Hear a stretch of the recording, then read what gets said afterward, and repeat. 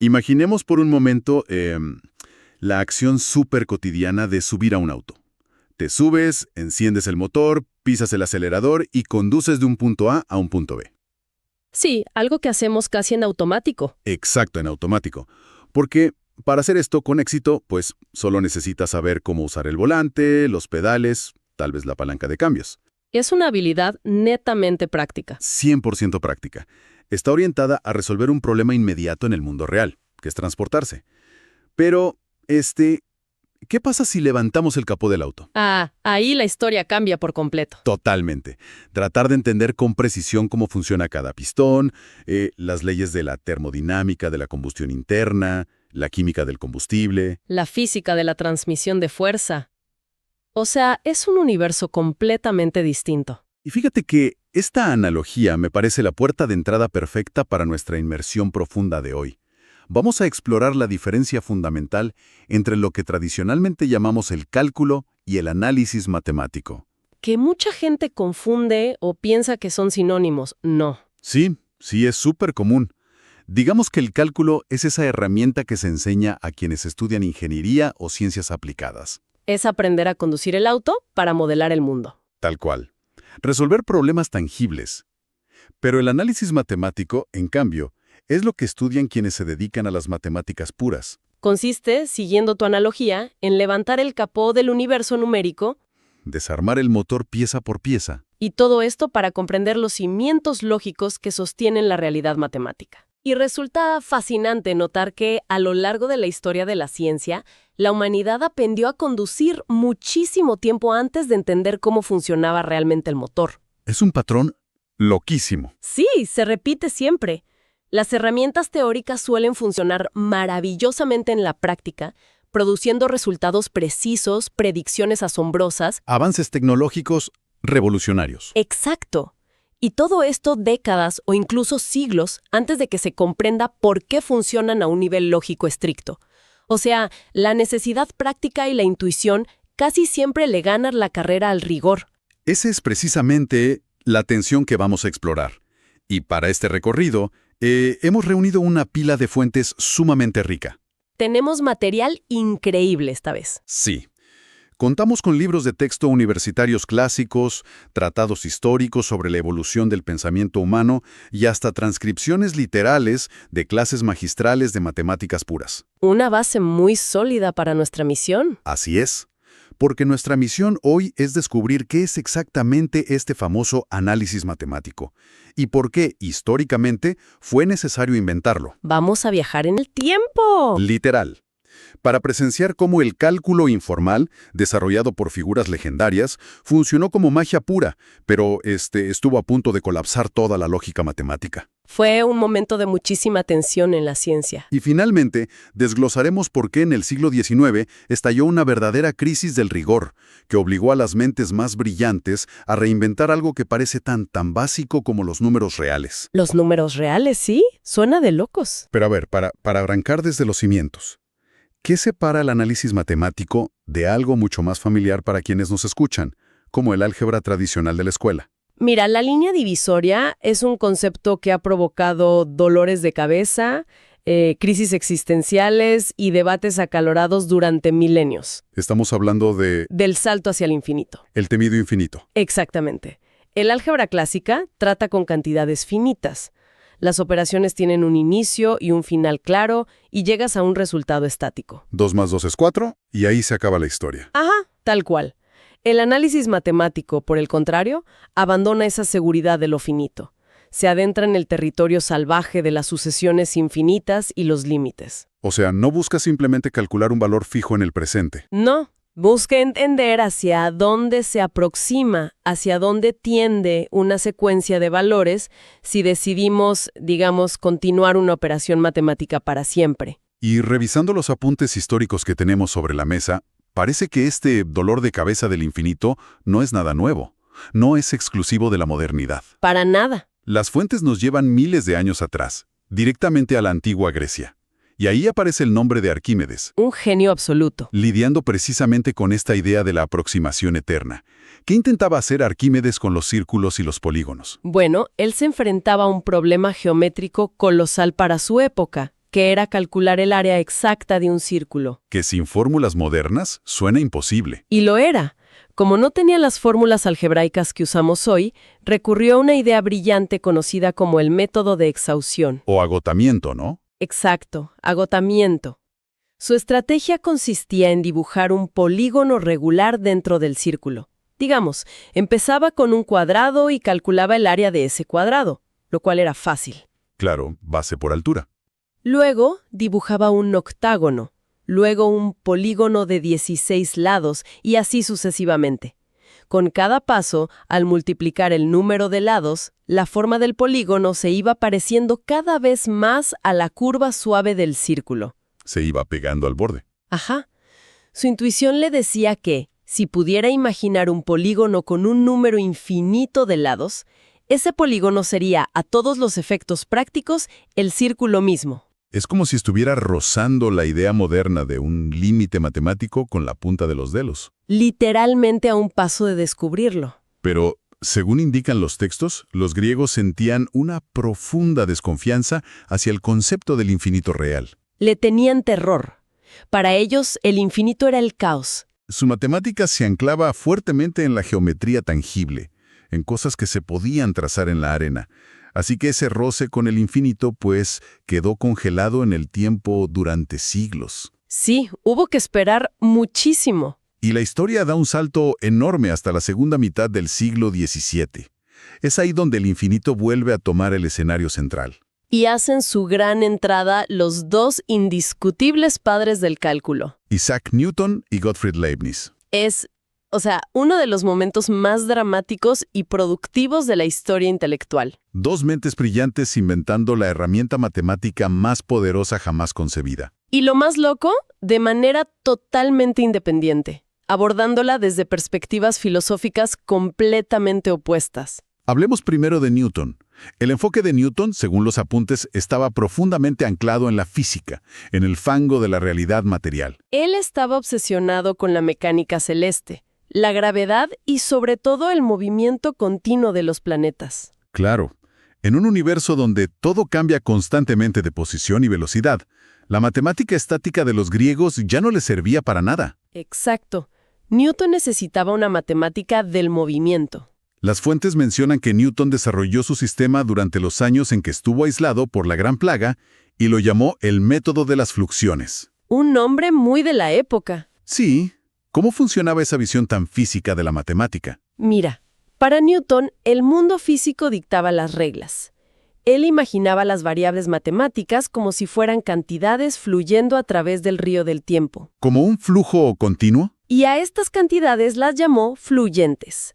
Ahora, a la velocidad exacta con la que esas cantidades cambiaban en un instante específico, la llamó fluxiones. Básicamente quería atrapar la velocidad instantánea de, digamos, una manzana cayendo en una fracción de segundo infinitesimal.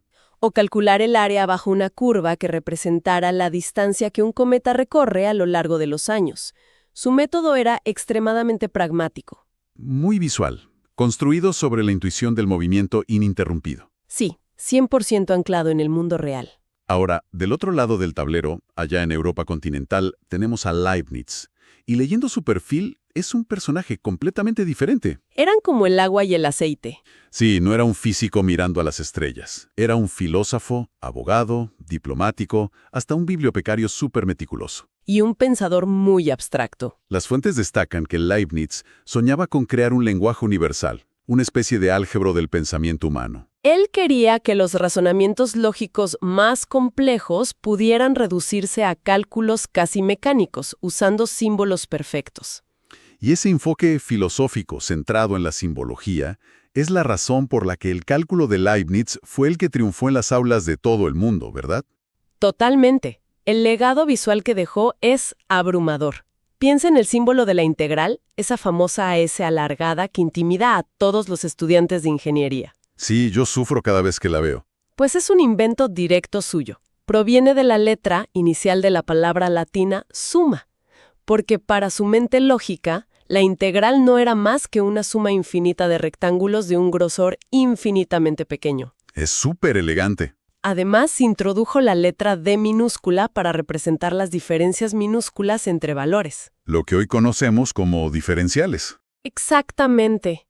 Al diseñar una notación matemática tan superior y tan limpia, logró que operaciones analíticas monstruosas se resolvieran siguiendo reglas sintácticas casi automáticas. Y aquí ocurre la chispa de genialidad que cambió el mundo. A pesar de partir de filosofías diametralmente opuestas, El pragmatismo físico de uno y el idealismo simbólico del otro. ambos genios llegan al mismo hito monumental. Descubren el teorema fundamental del cálculo. El gran puente de la matemática. Se dan cuenta de que calcular la recta tangente a una curva, lo que llamamos la derivada, y calcular el área bajo esa curva, que es la integral, no son problemas aislados. Son operaciones matemáticamente inversas. Es como descubrir que multiplicar y dividir son dos caras de la misma moneda, pero aplicado a la geometría del espacio y el tiempo. El impacto de esa síntesis es imposible de exagerar. De la noche a la mañana, lograron unificar cientos de técnicas geométricas dispersas bajo un solo paraguas conceptual. La humanidad de repente tenía una llave maestra capaz de predecir las mareas con precisión, calcular órbitas, diseñar máquinas más eficientes. El cálculo se convirtió en el motor indispensable de la revolución industrial y de la ciencia moderna. Pero, y aquí es donde la historia se pone oscura, bajo la superficie de esta maravilla triunfal, los cimientos lógicos estaban a punto de desmoronarse. Estaban sostenidos con alfileres. Lo que nos lleva directamente a nuestra segunda gran parada en este recorrido. El problema de los fantasmas y la inminente crisis del rigor. Un problema gravísimo. Porque, leyendo detalladamente cómo operaban estos primeros matemáticos, el método se asemejaba bastante a un truco de magia de salón, ¿no? Sí, era un poco tramposo, la verdad. Para calcular la velocidad en un instante exacto, utilizaban esta herramienta llamada el infinitesimal. Ajá. Básicamente, sumaban una cantidad tan microscópicamente pequeña a sus ecuaciones que casi no existía. Hacían una serie de malabares algebraicos donde dividían por esa misma cantidad. Y aquí viene el truco. Y en el último paso del cálculo, declaraban que al ser tan pequeña simplemente equivalía a 0 y la hacían desaparecer. Magia pura. Pero desde el punto de vista de la lógica deductiva estricta, eso es un desastre absoluto. Claro, no puedes dividir por 0. Es una contradicción inaceptable. No es posible tener un número que es distinto de 0 durante los primeros 5 renglones de una demostración, lo cual te permite dividir por él sin romper el universo matemático, y que luego, Por pura conveniencia, exacto, por pura conveniencia empírica, se convierta mágicamente en un 0 absoluto en el renglón final. pero Newton y Leibniz sabían esto, ¿no? Sabían que su estructura era inestable. Lo sabían perfectamente, pero los resultados empíricos eran tan brutalmente precisos que la comunidad científica colectiva optó por mirar hacia otro lado. El lema no oficial parecía ser, sigue calculando y no hagas preguntas difíciles. Tal cual, funcionaba, así que nadie quería arruinar la fiesta. Pero alguien tenía que romper ese silencio. Y los textos históricos presentan a un crítico formidable que, irónicamente, no era matemático. Y eso debió dolerles en el orgullo a los matemáticos de la época. Muchísimo.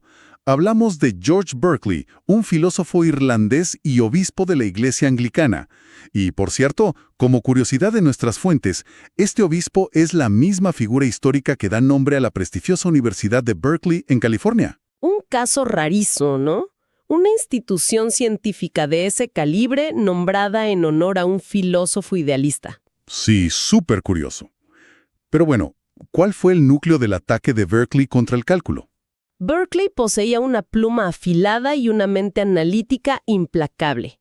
En 1734 publicó un tratado feroz dirigido a lo que él denominó un matemático infiel. Que era una indirecta muy directa a los seguidores de Newton. Totalmente. El argumento central de Berkeley era de una brillantez destructiva. Él no cuestionaba que las órbitas planetarias calculadas fueran correctas. Él sabía que los planetas estaban donde Newton decía que estaban. Aceptaba que el método producía verdades empíricas. Lo que atacaba sin piedad era la tremenda hipocresía lógica. La falta de rigor. Señalaba que los matemáticos exigían pruebas absolutas y un rigor implacable a quienes debatían sobre religión o filosofía, pero en su propia ciencia exacta operaban cómodamente con entidades defectuosas e irracionales. Y la frase que pasó a la historia, que condensa toda su burla, es cuando llama a estos infinitesimales convenientes los fantasmas de cantidades que se han ido. Es una metáfora poética, pero letal. Argumentaba que usar números que aparecen y desaparecen a voluntad es invocar apariciones, no hacer ciencia rigurosa. Y esa metáfora expone por qué todo este debate importa profundamente. La matemática se había vuelto perezosa. Se acomodó en el éxito práctico. Sí, se estaba apoyando demasiado en la evidencia intuitiva, en metáforas espaciales, en dibujos geométricos y en la noción física del tiempo fluyendo. Había sacrificado su coherencia deductiva en el altar de los resultados prácticos. Usando la analogía del principio, el cálculo era como un rascacielos deslumbrante, hermoso y funcional, pero construido secretamente sobre arenas movedizas. Y tarde o temprano, la intuición espacial humana iba a fallar. Esa falta de cimientos sólidos amenazaba con derribar todo el progreso científico. Y ese momento de quiebre absoluto llegó. Entramos así de lleno en el siglo XIX, que es el escenario de la verdadera crisis del rigor y el nacimiento formal del análisis matemático. Aquí es donde las cosas se ponen realmente intensas. Durante casi 2 siglos, el rascacielos se sostuvo temblando, pero los apuntes señalan un detonante fascinante e inesperado. La intuición geométrica no se rompió estudiando estrellas o formas abstractas. Se rompió estudiando algo tan mundano como el calor. Los trabajos de Joseph Fourier. Así es. En 1822, el matemático y físico francés Joseph Fourier intentaba resolver cómo se difunde el calor a través de un objeto sólido, por ejemplo, un anillo de metal. Un problema físico muy concreto. Para lograrlo, desarrolló una herramienta poderosa conocida hoy como las series de Fourier, que permitían modelar cualquier curva compleja sumando infinitas ondas simples, como las funciones seno y coseno. Hasta ahí todo bien. Pero al jugar con estas sumas infinitas, las matemáticas empezaron a escupir resultados monstruosos. De repente, la idea reconfortante y de diccionario de lo que era una función continua, Que es básicamente una curva suave y elegante que se puede dibujar en un papel sin levantar el lápiz. esa misma, pues quedó destrozada. Necesitamos aterrizar esto un poco para quienes nos escuchan.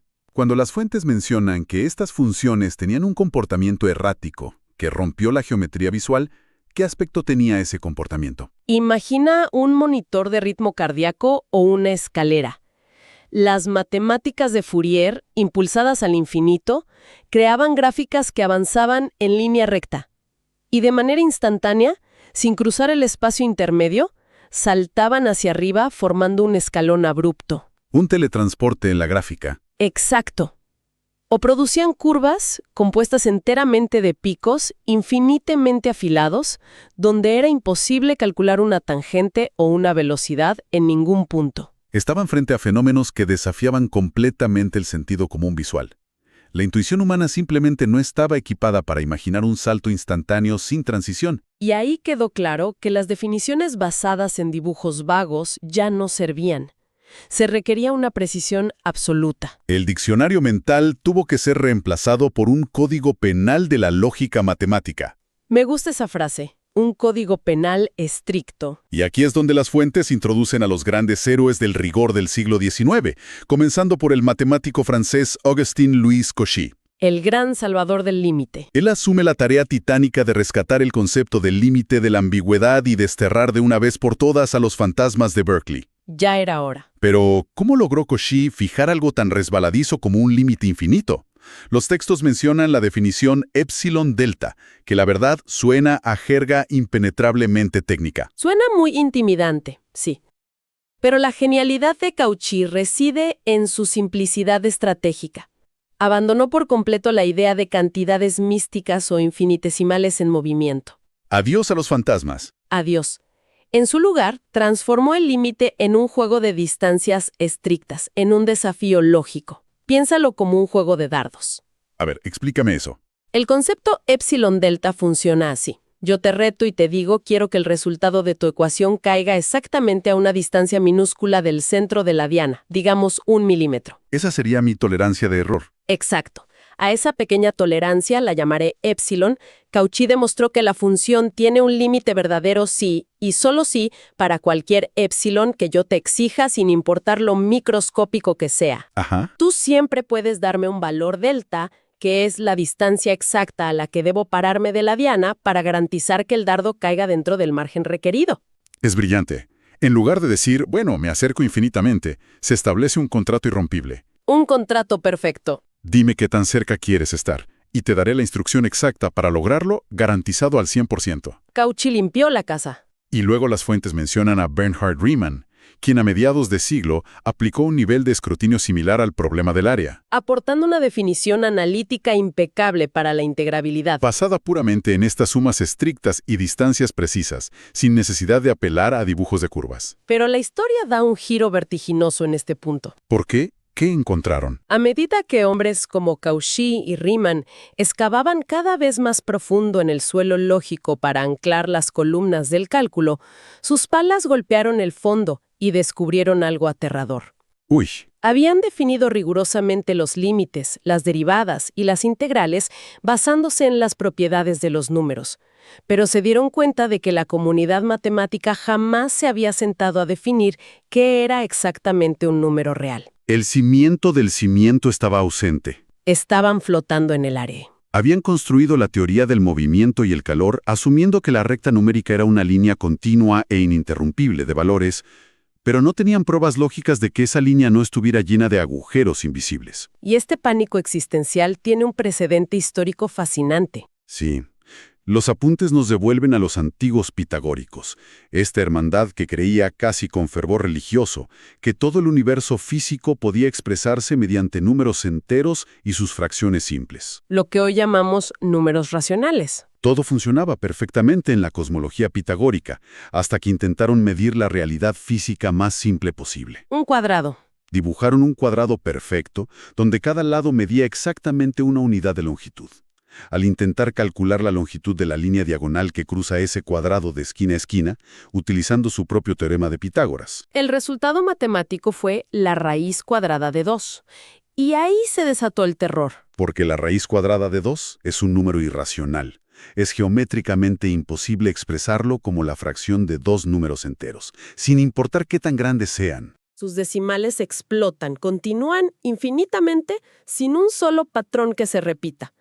Descubrir esto significaba que, si uno camina a lo largo de la recta numérica pisando solo en fracciones, Inevitablemente te vas a saltar números físicos reales. exacto, la recta tenía espacios vacíos, abismos microscópicos donde residían estas magnitudes irracionales. Así que, volviendo a la crisis del siglo XIX, el análisis matemático moderno necesitaba urgentemente axiomatizar los números reales. Garantizar lógicamente la completitud de la recta numérica. Asegurar que no hubiera ni un solo hueco por donde el cálculo pudiera caerse.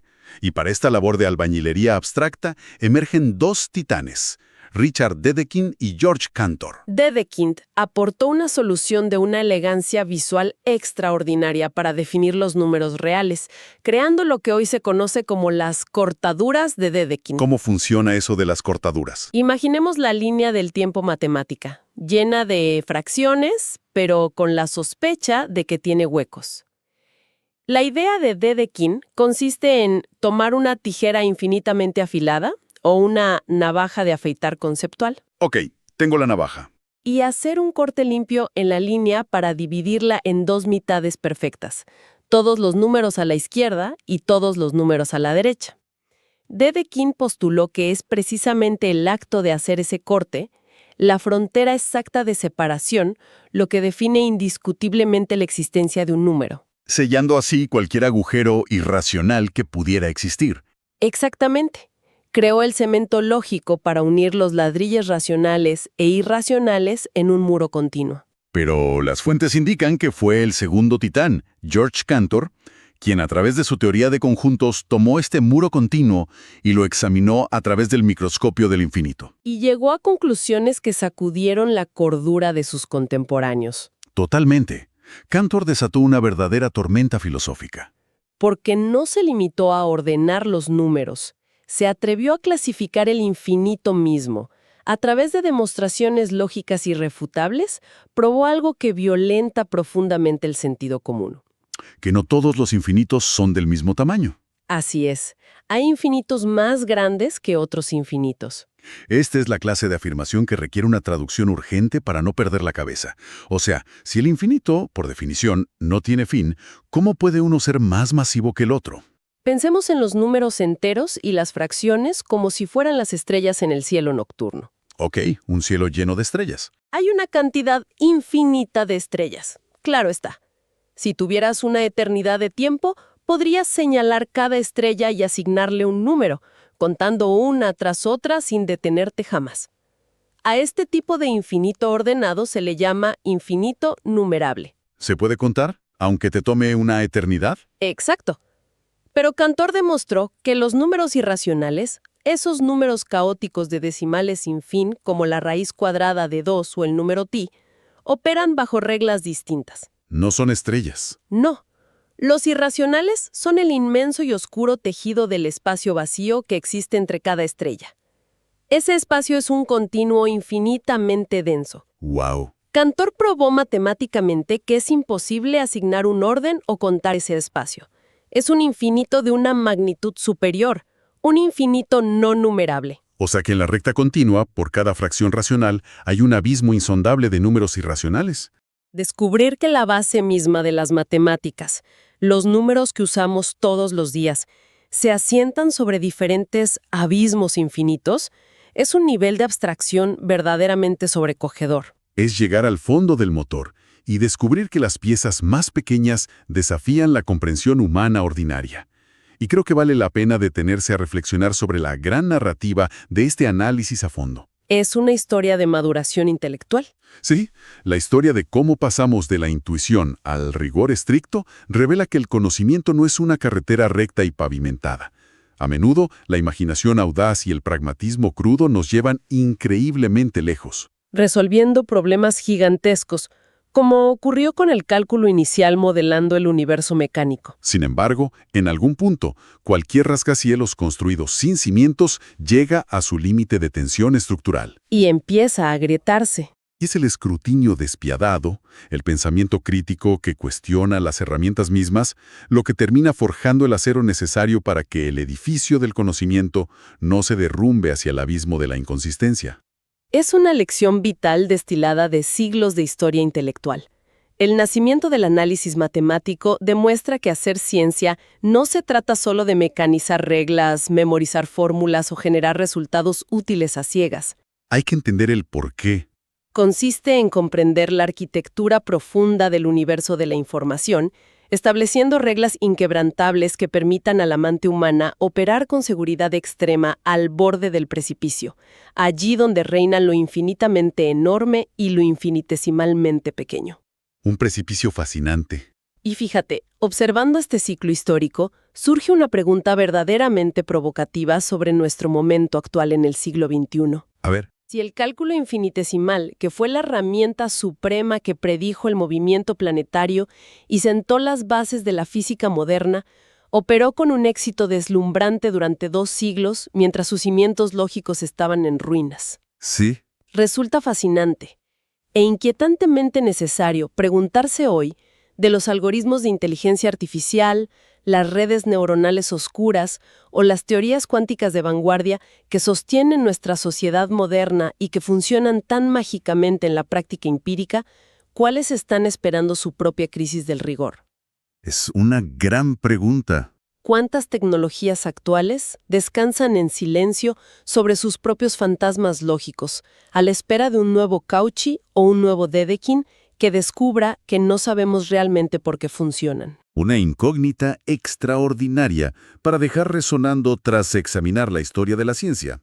Resulta vital no conformarse simplemente con aprender a manejar el volante del mundo moderno. Hay que ensuciarse las manos. Vale la pena atreverse, siempre que sea posible, a levantar el capó y cuestionar los engranajes invisibles que dan forma a las herramientas de nuestro día a día. 100% de acuerdo. Con esta profunda reflexión sobre el rigor y el misterio del infinito, damos por cerrado el análisis detallado de hoy.